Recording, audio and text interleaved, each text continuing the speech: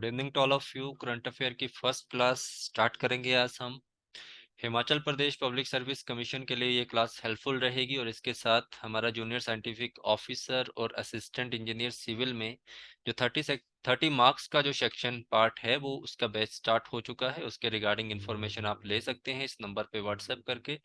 Start करेंगे आज की क्लास। फर्स्ट क्वेश्चन जो आप लोगों का है, Recently, Union Minister Anurag Singh Thakur has released the official Government of India calendar for the year 2023. What is the overall theme of the calendar?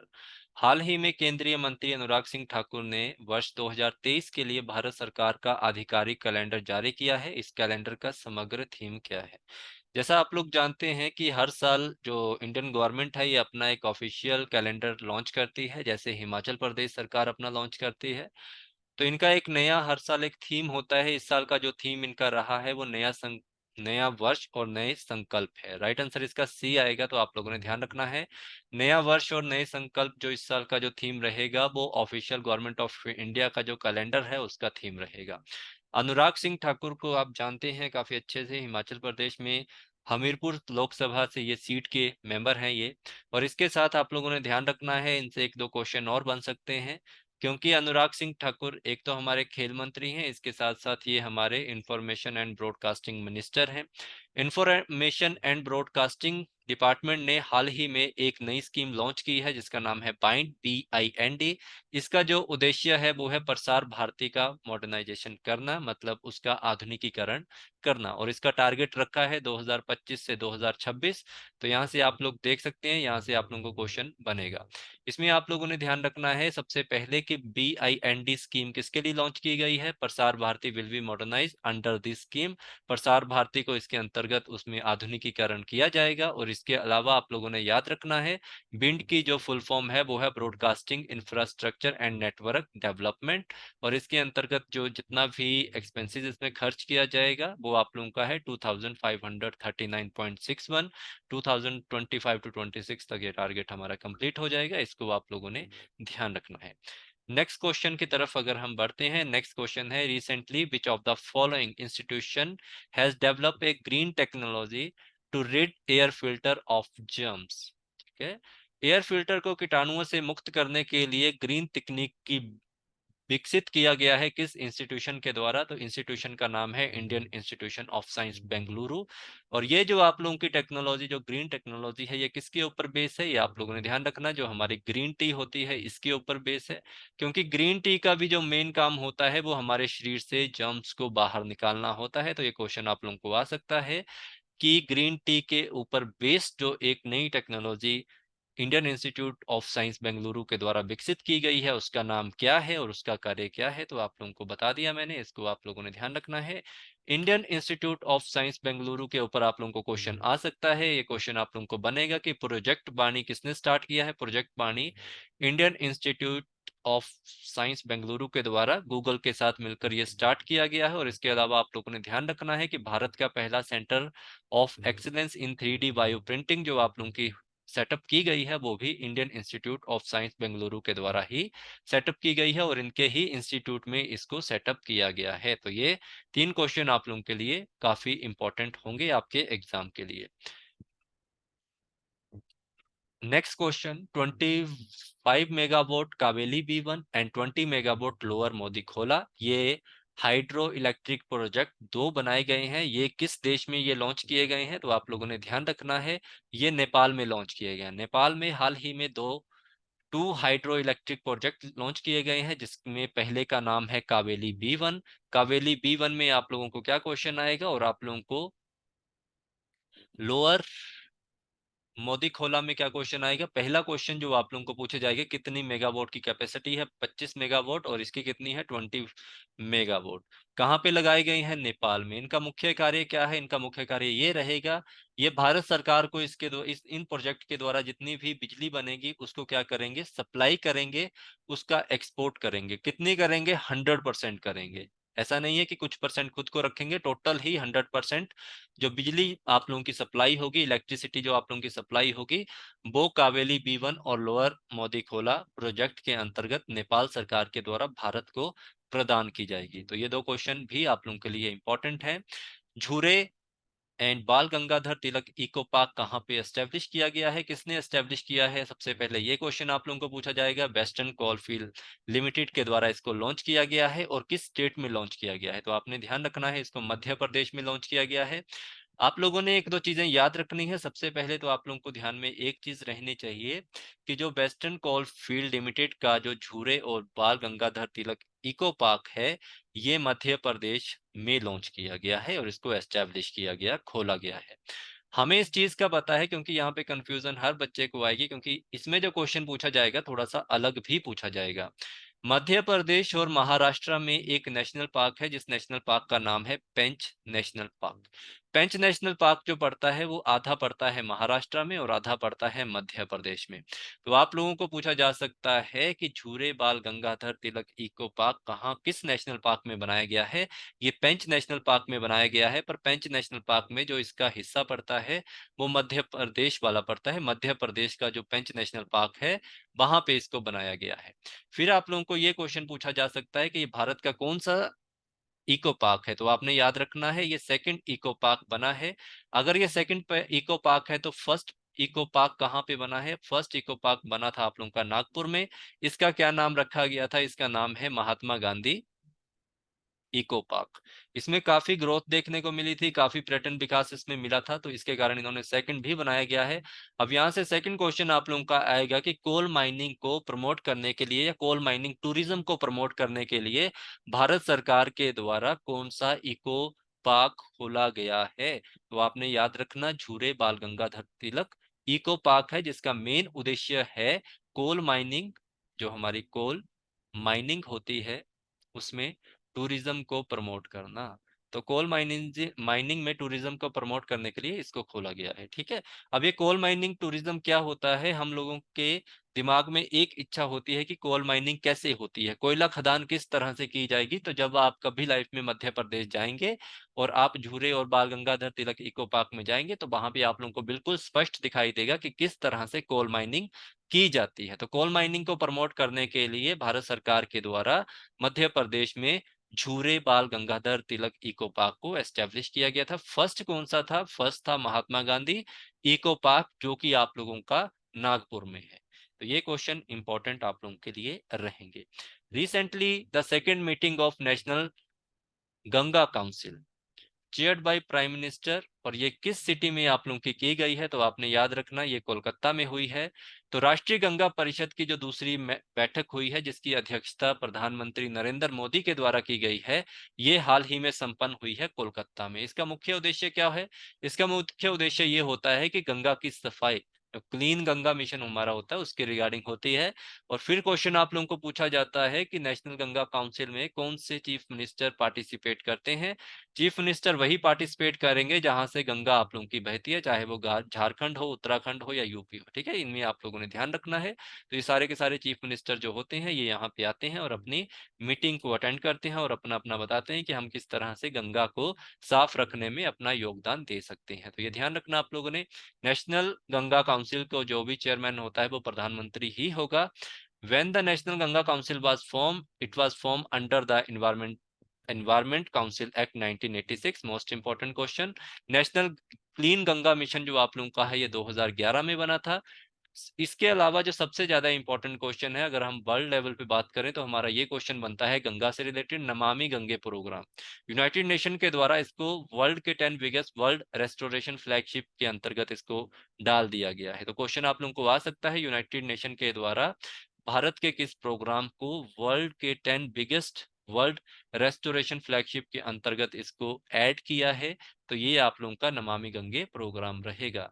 Next question. Recently प्रधानमंत्री Narendra Modi flag of eastern India first Vande Bharat express between Howrah to Jalpaiguri.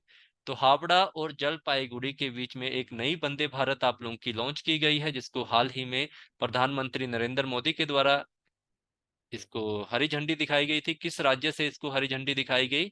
पश्चिम बंगाल। तो आपने याद रखना है ये जो आप लोगों की हावड़ा एंड न्यू जलपाईगुड़ी की जो नई वंदे भारत है, ये ईस्टर्न इंडिया की, पूर्वी भारत की ये पहली है और पूरे भारत की ये सेवंथ है।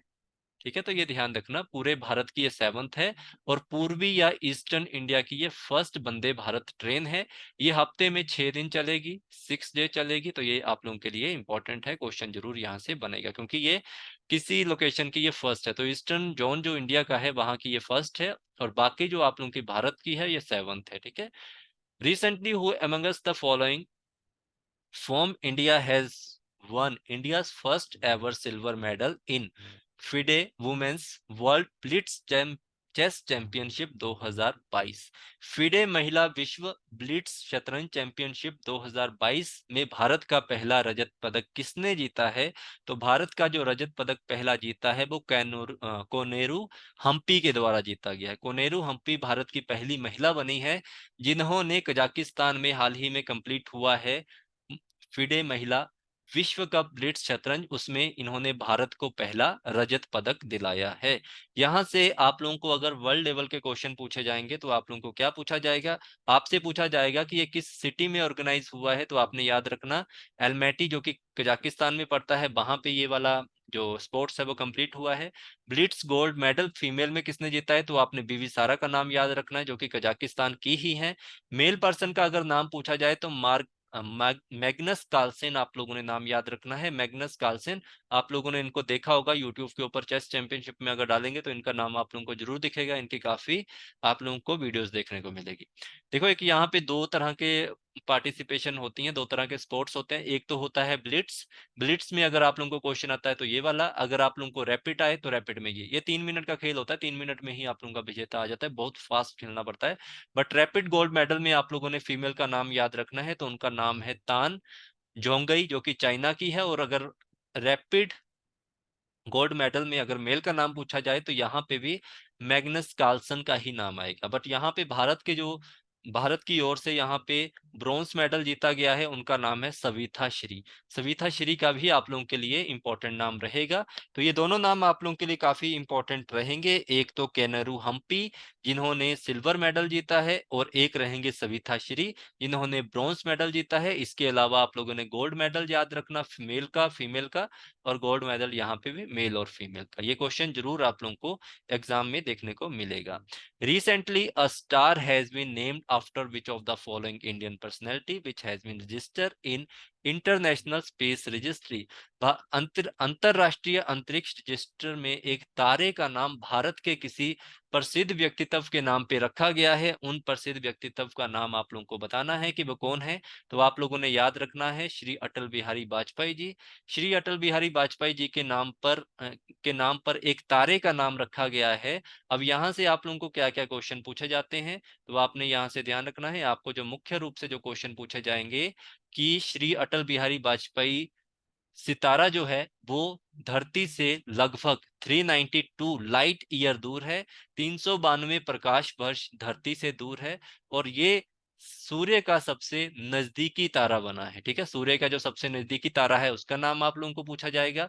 इसके अलावा हमें याद रखना है कि 25 दिसंबर जो हमारा होता है, जिसे हम गुड गवर्नेंस डे मनाते हैं, वो किसके नाम पे सेलिब्रेट किया जाता है? तो अटल बिहारी वाजपेयी जी का जन्मदिन के उपलक्ष्य पे हमने गुड गवर्नेंस डे मनाया जाता है। और इसके अलावा 19 to 25 दिसंबर को हम गुड गवर्नेंस वीक के नाम से मनाते हैं। ये क्वेश्चन भी इंपॉर्टेंट है, आप लोगों से पूछा जाएगा कि गुड गवर्नेंस वीक जो होता है वो किसके द्वारा मनाया जाता है? DARPS, department of administrative reforms and public grievance के द्वारा इसको मनाया जाता है। ये भी आप लोगों को क्वेश्चन याद रखना है। तो तारे का नाम आप लोगों ने याद रखना, इसकी लोकेशन याद रखनी, और किसके नजदीक है ये याद रखना। गुड गवर्नेंस डे याद रखना, गुड गवर्नेंस वीक भी याद रखना, और किसके द्वारा मनाया जाता है ये भी याद आप लोगों ने रखना है। ये भी इंपॉर्टेंट है। इसके बाद important person doctor Shyama Prasad Mukherjee के ऊपर क्वेश्चन आता है। हाल ही में इनको कोलकाता में इनके नाम पे श्री नरेंद्र मोदी जी के द्वारा यहाँ पे कुछ लॉन्च किया गया है। Doctor Shyama Prasad Mukherjee national institute of water and sanitation programme यहाँ पे लॉन्च किया गया है। In which of the following city? तो ये कोलकाता में लॉन्च किया गया है। हाल ही में प्रधानमंत्री नरेंद्र मोदी ने डॉक्टर श्यामा प्रसाद मुखर्जी राष्ट्रीय जल और स्वच्छता संस्थान किस शहर में खोला है, तो आपने याद रखना कोलकाता इसका राइट आंसर होगा। तो ये क्यों खोला गया है, इसके ऊपर भी आप लोगों को क्वेश्चन आ सकते हैं, तो आप लोगों ने इनके बारे में ध्यान रखना। ये जो प्रोजेक्ट आप लोगों का होगा, ये क्वालिटी एंड क्वांटिटी को चेक करेगा, किसकी, ड्रिंकिंग वाटर की, कहाँ की, कोलकाता की। इसके बाद आप लोगों को क्वेश्चन पूछा जा सकता है कि कोलकाता पोर्ट का नाम बदलकर क्या कर दिया गया है, डॉक्टर श्यामा प्रसाद मुखर्जी नाम इसका बदल दिया गया है। इसके बाद चेनानी नाशरी टनल जो जम्मू एंड कश्मीर में पड़ती है, उसका नाम भी डॉक्टर श्यामा प्रसाद मुखर्जी के नाम से रखा गया है। इसके अलावा मोस्ट इंपॉर्टेंट क्वेश्चन हमारा आता है, एक रर्बन मिशन चलता है हमारा, रर्बन, ठीक है, अर्बन नहीं रर्बन। इसका नाम जो है वो भी डॉक्टर श्यामा प्रसाद मुखर्जी के नाम पे ही चलता है आप लोगों का। तो इसमें आप लोगों का क्वेश्चन पूछा जाता है कि जो रर्बन मिशन होता है, इसके अंतर्गत हमें कितने क्लस्टर को क्रिएट करना है, 300 क्लस्टर। और सबसे इंपॉर्टेंट होता है कि हमारा फर्स्ट क्लस्टर जो तैयार किया गया था वो कहाँ पे किया गया था। तो फर्स्ट क्लस्टर आप लोगों का बना है मिजोरम में, और इसका नाम क्या था, इसका नाम है आईवॉक क्लस्टर। तो ये तीनों चीजें आप लोगों ने ध्यान रखनी। सबसे पहले जो मैंने आप लोगों को बताया कि doctor Shyama Prasad Mukherjee national institute of water and sanitation project कहाँ पे, कोलकाता में। इसका काम क्या होगा, क्वालिटी एंड क्वांटिटी चेक करना, किसकी, शुद्ध पानी पीने की या शुद्ध पेय जल की। इसके अलावा कोलकाता पोर्ट का नाम चेंज हो गया है डॉक्टर श्यामा प्रसाद मुखर्जी के नाम से। इसके अलावा चेनानी नाशरी टनल जो आप लोगों की जम्मू कश्मीर की, वो भी इनके नाम पे चेंज हुई है। इन्हीं के नाम पे एक मिशन चलता है जिसका नाम है रुर्बन मिशन, जिसमें आप लोगों ने याद रखना, जिसका लक्ष्य रखा गया है लगभग आप लोगों के 300 क्लस्टर क्रिएट करना। सबसे पहला मिजोरम में बना है, इसका नाम है आईवॉक क्लस्टर, तो ये भी इंपॉर्टेंट रहेगा। Recently, Election Commission of India has begun the process of delimitation of assembly and parliamentary constituency in Assam. It will based on census data which of the following year. हाल ही में भारत के चुनाव आयोग ने असम में विधानसभा और संसदीय निर्वाचन क्षेत्रों के परिसीमन की प्रक्रिया शुरू की है। यह निम्नलिखित में से किस वर्ष की जनसंख्या के आंकड़ों को आधारित करेगी। तो ये रखेगी अपना 2001 का जो इनके आंकड़े होंगे उसके अनुसार ये करेगी। अब देखो, असम में एक तो क्वेश्चन डिलिमिटेशन का बनेगा कि इसमें इन्होंने कौन सा बेस ईयर रखा है, तो 2001 इन्होंने अपना बेस ईयर रखा है। इसके अलावा आप लोगों ने याद रखना है कि असम में एनआरसी भी चला है। एनआरसी का मतलब होता है नेशनल रजिस्टर सिटीजन। तो नेशनल रजिस्टर सिटीजन का मतलब ये होता है कि अगर तो आप पाए जाते हैं कि आप असम के ही सिटीजन हैं, तब तो आपको असम में रहने का अधिकार है। अगर आप पाए जाते हैं कि आप असम के रजिस्ट्रेशन के अंतर्गत सिटीजन नहीं है, तो आपको असम के बाहर जाकर रहना पड़ेगा। तो आप लोगों को यहाँ पे क्वेश्चन आ जाता है यहाँ पे कि इसकी कट ऑफ डेट क्या रखी गई है। कट ऑफ डेट आप लोगों ने याद रखना है 24 मार्च 1971 इसकी कट ऑफ डेट रखी गई है। ये एनआरसी असम के लिए मोस्ट इंपॉर्टेंट क्वेश्चन दोनों बनेंगे। Base year 2001, cut off date आप लोगों को मैंने बता दी कि 24 मार्च 1971, जब भी एनआरसी के ऊपर आप लोगों को क्वेश्चन आए। तो ये ध्यान रखना आप लोगों ने, एनआरसी जो आप लोगों की है, national register of citizen, was done in Assam. The cut off date was kept under 24 March 1971। इसमें यह डिसाइड किया जाएगा कि आप भारत के हैं, सॉरी असम के हैं। अगर आप असम के नहीं है तो आपको यहाँ से जाना पड़ेगा। इसके अलावा आप लोगों ने याद रखना है कि असम ने 4 डिस्ट्रिक्ट को कम कर दिया गया है। पहले जो असम की टोटल डिस्ट्रिक्ट थी वो थी 35, इसमें 4 डिस्ट्रिक्ट को ऐड किया गया था, उनको अब से फिर से रीमर्ज कर दिया गया है। अब टोटल कितनी डिस्ट्रिक्ट बन चुकी हैं, अब 31 बन चुकी हैं, ठीक है। तो यहाँ से हमें पढ़ना पड़ेगा। सबसे पहले आप लोगों ने याद रखना है, तामुलपुर डिस्ट्रिक्ट को रिमर्ज किया गया है बक्सा डिस्ट्रिक्ट में, होजाई डिस्ट्रिक्ट को नागौन डिस्ट्रिक्ट में, विश्वनाथ डिस्ट्रिक्ट को सोनितपुर में, बाजली डिस्ट्रिक्ट को रिमर्ज किया गया है बारपेटा में। तो ये चारों क्वेश्चन आप लोगों के लिए इंपॉर्टेंट है। तमुलपुर डिस्ट्रिक्ट को बक्सा में, होजाई को नागौन में, नगांव में, विश्वनाथ को सोनितपुर में, और बजली डिस्ट्रिक्ट को भरपेटा में, ठीक है। पहले कितनी डिस्ट्रिक्ट थी, पहले थी 35, अब कितनी रह गई हैं, अब 31 आप लोगों की रह गई हैं। तो ये आप लोगों ने ध्यान रखना है। Recently the union minister has approved the Kalasa Banduri drinking water project in Karnataka. पहला क्वेश्चन ही सीधा बन गया कि बंदूरी जो पेयजल परियोजना है ये कहाँ पे चलाई जा रही है, कर्नाटका में चलाई जा रही है। It aims to divert water from Mahadayi and Mandovi river to which of the following river. तो आप लोगों ने याद रखना है कि यहाँ पे जो मालाप्रभा रिवर पड़ती है ये कर्नाटका में पड़ती है। ठीक है, इसकी थोड़ी सी स्टोरी सुन लीजिए। जो मालाप्रभा रिवर आप लोगों की कर्नाटका में पड़ती है, इसमें हर साल सूखा पड़ता था। इसी चीज को मद्देनजर रखते हुए यहाँ पे एक वाटर प्रोजेक्ट लॉन्च किया गया है, पेयजल परियोजना, जिसको नाम दिया गया है कालसा बांदूरी। और ये प्रोजेक्ट जो आप लोगों का चल रहा है, ये महादई और मांडोवी नदी के ऊपर चलाया जाएगा। तो ये क्वेश्चन आप लोगों के लिए इंपॉर्टेंट है। अब महादई और मांडोवी नदी का जो पानी है, इसको डाइवर्ट कर दिया जाएगा किसमें? मालाप्रभा में। जो महादई और मांडोवी नदी है, इसमें भरपूर मात्रा में पानी होता है, इस कारण इसका जो पानी है वो अब मालाप्रभा नदी में दे दिया जाएगा। यहाँ से स्टैटिक जीके का क्वेश्चन आता है कि मालाप्रभा जो नदी है आप लोगों की, वो किसकी ट्रिब्यूटरी है? तो आपने याद रखना है कृष्णा नदी की है, और ये फ्लो करती है कर्नाटका में। इसके ऊपर जो आप लोगों की महादई नदी या मांडोवी नदी है, इसके ऊपर दो प्रोजेक्ट बन रहे हैं, दो डैम बन रहे हैं। कौन से हैं? एक तो कालासा, एक बंदूरी। इन्हीं डैम से क्या किया जाएगा? डाइवर्ट पानी किया जाएगा, और ये डाइवर्ट पानी कहाँ दे दिया जाएगा? मालाप्रभा में, ताकि वहां के लोग जो इसके अंतर्गत रहते हैं उनको पेयजल, ड्रिंकिंग वाटर मिल सके। ड्रिंकिंग वाटर के साथ साथ जो किसान है वो अपने खेतों को भी पानी लगा सके। अच्छा, महादई और मांडोवी से आप लोगों ने याद रखना है, या ये जो आप लोगों की नदी है, ये दूध सागर वाटरफॉल बनाती है।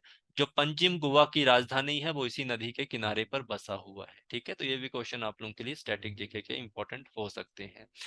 Recently union minister Amit Shah laid the foundation stone of six central detective training institute of the Bureau of Police Research and Development in which of the following state। ये क्वेश्चन भी आप लोगों के लिए इंपॉर्टेंट है। अब ये जो क्वेश्चन है आप लोगों का इंपॉर्टेंट क्यों है? ये इसलिए आप लोगों का इंपॉर्टेंट है क्योंकि जो सेंट्रल डिटेक्टिव ट्रेनिंग इंस्टीट्यूट है, जो कि भारत के जितने भी जासूस होते हैं उनको जो ट्रेनिंग देता है, किसके अंतर्गत देता है? Bureau of police research and development के अंतर्गत दी जाती है। इसका 6 आप लोगों का ट्रेनिंग इंस्टीट्यूट खोला गया है। ये कहाँ पे खुला है? तो आप लोगों ने याद रखना है, इसको खोला गया है कर्नाटका में। कर्नाटका में अगर आप लोग याद रखें तो आप लोगों ने याद रखना है देवानाहाली, जो बंगलोर में पड़ता है, बेंगलुरु में पड़ता है वहां पे। बट आप लोगों के लिए सिर्फ कर्नाटका ही इंपॉर्टेंट है, यही पूछा जाएगा। अब टोटल भारत में कितने हो गए ट्रेनिंग इंस्टीट्यूट? जो कि डिटेक्टिव ट्रेनिंग इंस्टीट्यूट, ये बना है छठा। तो टोटल भारत में अब 6 बन चुके हैं। आप लोगों से क्वेश्चन पूछा जाएगा कि जो bureau of police research and development है, ये किस डिपार्टमेंट के अंतर्गत काम करता है? होम मिनिस्ट्री के अंतर्गत काम करता है। इसके जो अभी डायरेक्टर जनरल है, उनका क्या नाम है? उनका नाम है बालाजी श्रीवास्तवा। कौन है? बालाजी श्रीवास्तवा का भी आप लोगों ने नाम याद रखना है, जो कि आप लोगों के लिए इंपॉर्टेंट रहेंगे। Recently, which of the following country has become the 20th member of the eurozone? International current affair है, काफी इंपॉर्टेंट है, क्योंकि यूरोजोन जो आप लोगों का होता है उसमें एक नई कंट्री आप लोगों की ऐड हुई है, 20 कंट्री बनी है, उसका नाम आप लोगों से पूछा गया है। जब ये वाली कंट्री आप लोगों के इसकी ऑफिशियली करेंसी को ज्वाइन कर लेगी तो वो यूरो बॉर्डर फ्री जो आप लोगों का शेंगन क्षेत्र होगा उसमें आ जाएगी। तो ये आप लोगों की क्रोएशिया है। इसके अंतर्गत क्या होता है, मैं आप लोगों को इसके बारे में थोड़ा सा डिटेल में बता देता हूँ, आप लोग समझिए। आप लोगों ने क्या याद रखना है, जो आप लोगों के लिए इंपॉर्टेंट है वो आप लोग ध्यान में रखें। सबसे पहले तो आप लोगों ने ये चीज याद रखनी है कि यूरोप में टोटल कितनी कंट्रीज हैं? आप लोगों की 27। एक तो ये क्वेश्चन आप लोगों का है। बट अभी जो बोस्निया है इसका भी प्रपोजल आ चुका है, ये बनना चाहती है यूरोप की 28वीं कंट्री। अभी बनी नहीं है बट ये बन जाएगी जल्दी से जल्दी। इसके बाद आप लोगों ने याद रखना है, यूरोपियन कंट्री में चलता है आप लोगों का euro currency. Euro currency in 28 country में से या 27 कंट्री में से 19 कंट्री जो है वो इसको यूरो करेंसी को अपनाती हैं। बट अब एक और कंट्री ऐसी होगी जो कि इसको अपनाएगी, यूरोप के अंतर्गत आ जाएगी और यूरो करेंसी को भी वो अपना लेगी, वो है क्रोशिया। क्रोशिया से आप लोगों को क्वेश्चन एक पूछा जाता है कि क्रोशिया की ऑफिशियली करेंसी क्या है? तो ये थी कूना। कूना को अब इन्होंने रिजेक्ट कर दिया है, अब ये यूरो को ही अपनाएगी। और इसके साथ साथ मैंने आप लोगों को यहाँ पे एक वर्ड लिखा था, वो था आप लोगों का शेंगेन। शेंगेन एरिया होता है आप लोगों का, ये आप लोगों का क्या रहता है? अगर आप यूरोपियन यूनियन की जो अभी मीटिंग हुई थी वो शेंगेन एरिया के अंतर्गत हुई थी। उसके अंतर्गत ये है कि अगर आपके पास इनमें से किसी भी कंट्री का अगर आपके पास पासपोर्ट है या वीजा है तो आप इन 20 कंट्रीज के अंतर्गत भी घूम सकते हो विदाउट एनी वीजा। ठीक है, तो ये मतलब आप लोगों का रहेगा। तो शेंगेन क्षेत्र के अंतर्गत इसको अब ला दिया गया है। तो ये ध्यान रखना। 20 कंट्री कौन सी बनी है? क्रोएशिया। क्रोएशिया की पहले जो करेंसी थी वो कूना थी, अब उन्होंने यूरो को अपना लिया है। ठीक है, तो ये ध्यान आप लोग रखेंगे, यहाँ से क्वेश्चन भी आप लोगों का बनेगा। Recently who amongst the following has been appointed as the head of the new economy advisor council of Maharashtra? ये भी काफी अच्छा क्वेश्चन है और ये इंपॉर्टेंट क्वेश्चन है, क्योंकि महाराष्ट्र स्टेट जो है वो एक पहली मात्र ऐसी स्टेट बनी है जिन्होंने इकोनॉमिक एडवाइजर काउंसिल को बनाया गया है, और उसके लिए इन्होंने एक नया हेड भी अपना खोज लिया है। तो राइट आंसर इसका आप लोगों का क्या आएगा? इसमें आप लोगों ने याद रखना है एन चंद्रशेखरन। एन चंद्रशेखरन को इन्होंने, महाराष्ट्र की सरकार ने अपना नया आर्थिक सलाहकार परिषद का मुख्य या प्रमुख चेयरमैन नियुक्त किया गया है। अब यहाँ पे थोड़ी सी स्टोरी जानी है। अब यहाँ पे जो आप लोगों का economic advisor council of India है, ये सिर्फ भारत ने, प्रधानमंत्री जो हमारे हैं इन्होंने ही अपने लिए लॉन्च किया था, और उनके पास economic advisory council of India के अंतर्गत जो हमारे चेयरमैन हैं उनका नाम आप लोगों से पूछा जाएगा, तो आपने याद रखना उनका नाम है विवेक ओबराय। विवेक ओबराय की ही अध्यक्षता के अंतर्गत भारत में एक इंडेक्स भी लॉन्च किया गया था जिसका नाम था सोशल इंडेक्स। सोशल इंडेक्स से आप लोगों को क्वेश्चन पूछा जा सकता है कि पहले नंबर पे कौन आया था इसमें? इसमें आया था पुडुचेरी। तो ये भी आप लोग ध्यान रख सकते हैं, पुडुचेरी इसमें आया था। अब हम बात कर रहे हैं कि economic advisory council of Maharashtra, तो महाराष्ट्र पहला स्टेट बना है जिसने अपनाया है इकोनॉमिक एडवाइजरी काउंसिल को। इससे पहले तो भारत सरकार की प्रधानमंत्री जी के द्वारा ही इसको अपनाया गया था। एन चंद्रशेखरन को इन्होंने अपना एडवाइजरी का मुख्य चेयरमैन बनाया है, ये ध्यान रखना। तो ये क्वेश्चन आप लोगों के लिए इंपॉर्टेंट थे। एक छोटी सी क्लास थी जो कि एक डेमो लेक्चर था। इसके बाद आप लोगों को जितनी भी क्लास कोर्स में मिलेंगी वो पेड रहेंगी, और वो सारी की सारी डिटेल क्लास होंगी। लगभग 40 to 45 मिनट की डेली एक क्लास होगी, और एग्जाम में उनसे क्वेश्चन जरूर आप लोगों को पूछे जाएंगे। किसी भी तरह की कोई जानकारी आप लोगों को चाहिए व्हाट्सएप कर सकते हैं। 8350947171 मेरा व्हाट्सएप नंबर है। Thank you so much.